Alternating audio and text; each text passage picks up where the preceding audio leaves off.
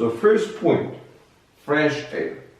This is really essential. Now, things differ from country to country, but if they say here in Spain, there is a special provision that when the people are not allowed to walk like the regular, people are not allowed to sort of hang outside unless they have a dog to walk, right? But fortunately, here, the people with disability, we were put into the same category. So you are allowed to go outside.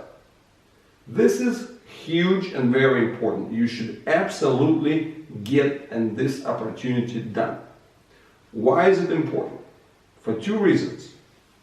First of all, the whole primary level of protection against any kind of virus is the activity of the mucous membranes of the nose, throat, and all the way into the bronchial tree.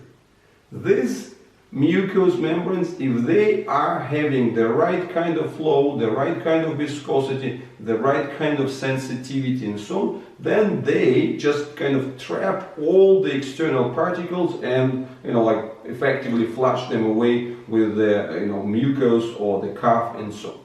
And we have to remember how sensitive those membranes are, right? So you see, we have the ability to sense the smells, which could be like 1 molecule per 10 liters or so. And in that respect, the fresh air is absolutely essential to keep those membranes trained, to keep the spread of the variations between the pressure and temperature, because the pressure is outside, it's the total atmospheric pressure, the temperature varies. So this is really essential. You also need to change the airflow ratio, plus the whole set of transitions for the child to go outside is really important. The whole dressing, the anticipation, that maybe they would laugh, they would, like adjust and so on. So that is really important. Keep that range going.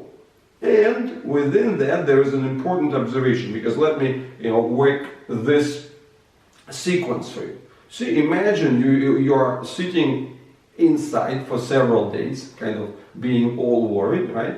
And then the mucous membranes, they get adjusted to the relative dryness inside, relative like fixed temperature and so on. And then, after a few days, you make a venture outside. You walk outside, what happens?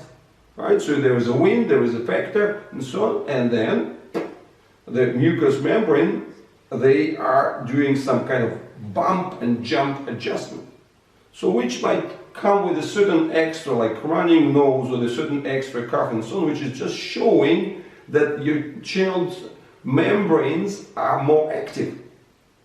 So point in being stressed about it, but now in this current situation of fear, what might happen in this current situation of fear? You'll say, well, is it a risk? Maybe he got some virus outside and so on. It's impossible to catch viruses outside when you're not in the social gathering. So they're not surviving outside, they're surviving on kind of surfaces and commonly visited areas. So therefore, fresh air is absolutely essential.